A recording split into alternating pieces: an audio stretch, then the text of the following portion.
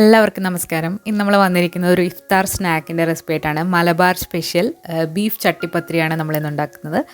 ചട്ടിപ്പത്തിരി അഥവാ അതിശയ പത്തിരി എന്നൊക്കെ പറയുന്നൊരു വളരെ ടേസ്റ്റി ആയിട്ടുള്ള ഒരു സ്നാക്കാണ്. അതൊരു മലബാർ ഡിഷാണ്. അപ്പോൾ നമ്മൾ തെക്കൻ സൈഡിലുള്ളവർക്ക് അധികം പരിചിതമല്ലാത്തൊരു റെസിപ്പിയാണ്. എനിക്ക് റെസിപ്പികൾ പുതിയതായിട്ട് ട്രൈ ചെയ്യുന്ന ഒരുപാട് ഇഷ്ടമാണ്. അതുകൊണ്ട് വളരെ നാളത്തെ ഒരു ആഗ്രഹമായിരുന്നു ഇത് ട്രൈ ചെയ്യണം എന്നുള്ളത്. അപ്പോൾ അതെങ്ങനെയാണെന്ന് നോക്കാം. ആദ്യം തന്നെ നമുക്കിതിലേക്ക് വേണ്ടിയിട്ട് നമ്മളൊരു മീഡിയം പീസ് ഇഞ്ചി കഷ്ണം പൊടിയായിട്ട് അരിഞ്ഞു വെച്ചിട്ടുണ്ട്. എരിവിന് ആവശ്യമായിട്ടുള്ള പച്ചമുളക്, വെളുത്തുള്ളി, മല്ലിയില, കറിവേപ്പില, ഉള്ളി. ഇനി നമുക്ക് വേണ്ടത് ബീഫാണ്. ബീഫ് എന്ന് പറയുമ്പോൾ മിൻസ്ഡ് ബീഫും എടുക്കാം, അല്ലാന്നുണ്ടെങ്കിൽ സാധാരണ ബീഫ് വേവിച്ചിട്ട് എടുക്കാവുന്നതാണ്. ഇനി നമുക്ക് ആദ്യം തന്നെ ചട്ടിപ്പത്തിരി ഉണ്ടാക്കാനായിട്ടുള്ള നൈസ് പത്തിരി തയ്യാറാക്കണം. പത്തിരി നമ്മളിപ്പോൾ തയ്യാറാക്കുന്നത് മൈദയിലാണ്. ഈ പത്തിരി നമ്മൾ മൈദയിലാണ് തയ്യാറാക്കുന്നത്. അപ്പോൾ 1 കപ്പ് മൈദയിലേക്ക് ആവശ്യത്തിനുള്ള ഉപ്പും 1 ടീസ്പൂൺ ഓയിൽ, സൺഫ്ലവർ ഓയിലോ വെളിച്ചെണ്ണ ഏത് വേണമെങ്കിലും എടുക്കാം. പിന്നെ ഒരു 1/2 കപ്പ് വെള്ളം കൂടെ ഒഴിച്ചിട്ട് നമുക്കിത് ചപ്പാത്തിക്കൊക്കെ കുഴയ്ക്കുന്ന പോലെ നന്നായിട്ടൊന്ന് കുഴച്ചെടുക്കണം. നന്നായിട്ട് തന്നെ കുഴച്ചെടുക്കുക. വെള്ളം ഒരുപാട് ആദ്യമേ ഒഴിക്കരുത്, കുറേശ്ശെ ഒഴിച്ച് കൊടുത്തിട്ട് വേണം കുഴച്ചെടുക്കാനായിട്ട്.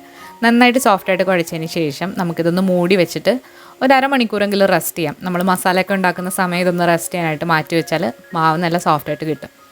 നന്നായിട്ട് കുഴച്ച് എടുത്തിട്ടുണ്ട്. ഇതിലേക്ക് കുറച്ച് ഓയിലൊന്ന് തടവിയതിന് ശേഷം ഒന്ന് കവർ ചെയ്തിട്ട് നമുക്ക് റെസ്റ്റ് ചെയ്യാനായിട്ട് മാറ്റി വെക്കാം. ഇനി ഇതേ സമയം നമുക്ക് ബീഫിൻ്റെ മസാല തയ്യാറാക്കി എടുക്കാം. അപ്പോൾ അതിന് വേണ്ടിയിട്ടൊരു പാനൊന്ന് ചൂടായി വന്നപ്പോൾ കുറച്ച് ഓയിൽ ഒഴിച്ചു കൊടുത്തിട്ടുണ്ട്. 1-2 ടേബിൾ സ്പൂൺ ഓയിൽ ഒഴിച്ചു കൊടുക്കാം. എണ്ണ ഒന്ന് ചൂടായി വന്നപ്പോഴത്തേക്ക് നമ്മളിതിലേക്ക് ഒരു 1/2 ടീസ്പൂൺ വലിയ ജീരകം ചേർത്തു. പിന്നെ ഒരു 4 അല്ലി വെളുത്തുള്ളി പൊടിയായിട്ട് അരിഞ്ഞത്, പച്ചമുളക്, ഇഞ്ചി, കറിവേപ്പില ഇത്രയും കൂടി ഇട്ടിട്ട് നന്നായിട്ടൊന്ന് വഴറ്റിയെടുക്കാം. നന്നായിട്ട് വഴണ്ട് വന്നതിന് ശേഷം നമുക്ക് ഉള്ളി ചേർക്കാം. നമ്മളിവിടെ 2 സവാളയാണ് എടുത്തിരിക്കുന്നത്, പൊടിയായിട്ട് അരിഞ്ഞത്. 1/2 കിലോ ബീഫിനുള്ള അളവാണ് നമ്മൾ കാണിക്കുന്നത്. കുറച്ച് ഉപ്പും കൂടി ഇട്ടതിന് ശേഷം സവാള നന്നായിട്ടൊന്ന് വഴറ്റിയെടുക്കാം. സവാള ഒന്ന് വാടി വന്നിട്ടുണ്ട്. ഒരു ലൈറ്റ് ഗോൾഡൻ ബ്രൗൺ നിറമായി വന്നു കഴിഞ്ഞാൽ നമുക്കിതിലേക്ക് പൊടികൾ ചേർത്ത് കൊടുക്കാം. ആദ്യം തന്നെ നമ്മൾ ചേർക്കുന്നത് മഞ്ഞൾപ്പൊടിയാണ്. ഒരു 1/4 ടീസ്പൂൺ മഞ്ഞൾപ്പൊടി, പിന്നെ മുളക് പൊടി 1 ടീസ്പൂൺ കാശ്മീരി മുളക് പൊടിയാണ്, പിന്നെ 1 ടീസ്പൂൺ മല്ലിപ്പൊടി, 1/4 ടീസ്പൂൺ ഗരം മസാല, 1/2 ടീസ്പൂൺ പെരിഞ്ജീരകം, പിന്നെ ഫ്രഷായിട്ട് പൊടിച്ചിട്ടുള്ള കുരുമുളക്. ഇത്രയും കൂടി ചേർത്തിട്ട് പൊടികളുടെ പച്ചമണം നന്നായിട്ടൊന്ന് മാറ്റിയെടുക്കാം. നമ്മളിവിടെ മിൻസ്ഡ് ബീഫാണ് എടുത്തിരിക്കുന്നത്. പാക്കറ്റിൽ വാങ്ങിക്കാൻ കിട്ടുന്നതാണ്. ഇനി നിങ്ങളല്ലാത്ത ബീഫാണ് എന്നുണ്ടെങ്കിൽ കുക്കറിലിട്ട് ഉപ്പും മഞ്ഞളും കുരുമുളകും കൂടിയിട്ട് വേവിച്ചിട്ട് മിക്സിയിലിട്ടൊന്ന് പൊടിച്ചിട്ട് ചേർത്താൽ മതി. ഈ ബീഫ് നമുക്ക് കഴുകി എടുക്കേണ്ട ആവശ്യമില്ല. ഇത് ഓൾറെഡി അരച്ച ബീഫാണ്. അത് വീണ്ടും കഴുകിയാൽ ശരിയാവില്ല. അതുകൊണ്ട് അങ്ങനെ തന്നെ ഇടാം. ക്ലീൻ ആക്കിയിട്ടാണ് അവരത് മിൻസ് ചെയ്ത് എടുക്കുന്നത്. മിൻസ്ഡ് ബീഫ് ചേർത്തിട്ട് മസാലയിലേക്ക് നന്നായിട്ടൊന്ന് ഇളക്കി കൊടുക്കുക. പിന്നെ ഒരു പകുതി മല്ലിയിലയും കൂടെ ചേർത്തിട്ട് ചെറുതിയിലിട്ട് അടച്ച് നമുക്കിതൊന്ന് വേവിച്ചെടുക്കാം. ഒരു 10-15 മിനിറ്റ് എടുത്ത് സമയം എടുത്തിട്ട് വേണം ബീഫ് വേവാനായിട്ട്. നമ്മുടെ ബീഫൊക്കെ നന്നായിട്ട് മൊരിഞ്ഞ് വെന്ത് വന്നിട്ടുണ്ട്. ഒന്നുകൂടെ ഇളക്കി നോക്കിയിട്ട് നമുക്ക് നോക്കാം വെന്തോന്ന്. അല്ലാന്നുണ്ടെങ്കിൽ കുറച്ചുകൂടെ സമയം വെക്കുക. ബീഫ് ഇപ്പം നന്നായിട്ട് വെന്ത് വന്നിട്ടുണ്ട്. ബാക്കിയുള്ള മല്ലിയിലയും കൂടി ഇതിൻ്റെ മുകളിലായിട്ട് തൂകിയതിന് ശേഷം നമുക്ക് അടച്ച് മാറ്റി വെക്കാം. ഇനി നമുക്ക് പത്തിരി ഉണ്ടാക്കാനായിട്ടുള്ള പത്തിരി ഒന്ന് പരത്തിയെടുക്കാം. മാവ് ഇപ്പം നല്ല സോഫ്റ്റായിട്ട് വന്നിട്ടുണ്ട്. ഇത് ഈക്വലായിട്ടുള്ള 6 ഉരുളകളായിട്ടൊന്ന് നമുക്കൊന്ന് ആക്കി വെക്കാം. ഇനി ഓരോന്നും വളരെ കനം കുറച്ചൊന്ന് പരത്തിയെടുക്കാം. ഇനി ഇങ്ങനെ പരത്താൻ ബുദ്ധിമുട്ടുള്ളവർക്ക് കടകളിൽ ടോർട്ടില്ല എന്ന് പറഞ്ഞിട്ട് വാങ്ങിക്കാൻ കിട്ടും. അതെടുത്താലും മതി. അങ്ങനെയാണെന്നുണ്ടെങ്കിൽ വളരെ ഈസി ആയിട്ട് നമുക്കിത് ചെയ്തെടുക്കാം. പക്ഷേ ഫ്രഷായിട്ട് ഉണ്ടാക്കി എടുക്കുന്നതിനാണ് എപ്പോഴും ടേസ്റ്റ്.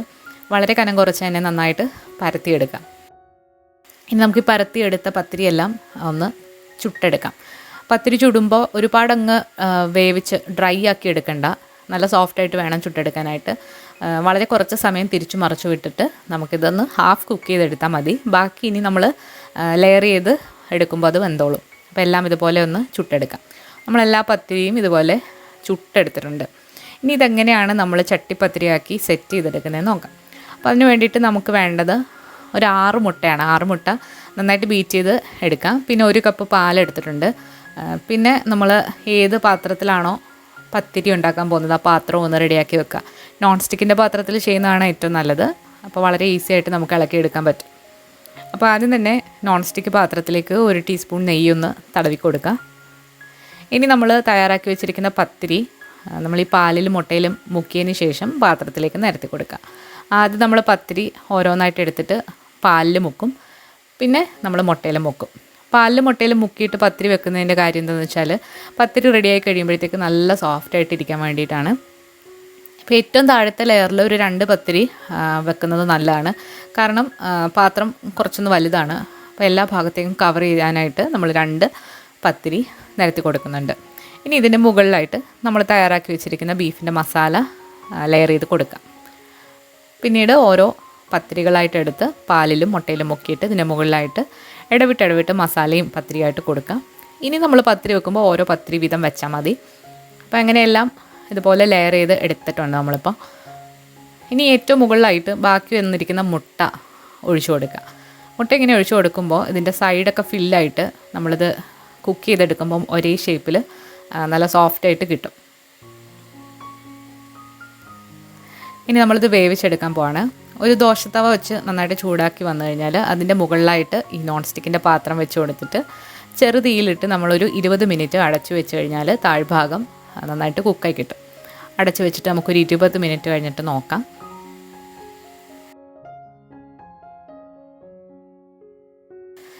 മിനിറ്റ് കഴിഞ്ഞിട്ടുണ്ട്. നമുക്കിനി ഇതൊരു തവി വെച്ചിട്ടൊന്ന് ഇളക്കാം. നമ്മളൊരു ചട്ടുകം വെച്ചിട്ട് ജസ്റ്റ് ഒന്ന് തൊടുമ്പോൾ തന്നെ ഇത് നന്നായിട്ട് വെന്തിട്ടുണ്ടെങ്കിൽ ഇതുപോലെ ഇങ്ങനെ കറങ്ങി വരും. അപ്പോൾ ഇതാണ് കറക്റ്റ് പരുവം. ഇനി ഇത് നമുക്ക് ഒന്ന് മറിച്ചിടണം. മറിച്ചിടാൻ വേണ്ടിയിട്ട് മറ്റൊരു നോൺ സ്റ്റിക്ക് പാത്രം കുറച്ച് നെയ്യൊന്ന് തടവിയതിന് ശേഷം ഇതുപോലെ നമുക്ക് കമത്തിയിട്ട് ഇത് ഫ്ലിപ്പ് ചെയ്യാം.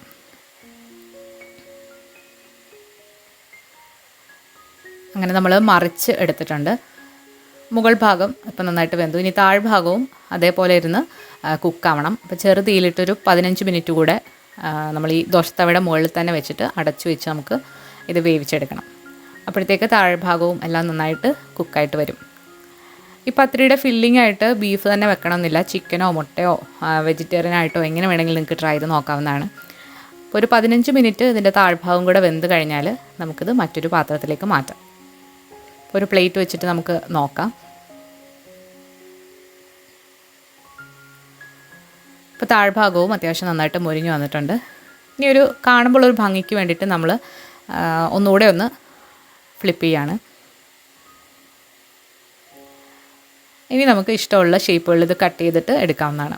വളരെ സോഫ്റ്റ് ആയിട്ടുള്ള ടേസ്റ്റി ആയിട്ടുള്ളൊരു സ്നാക്കാണ്.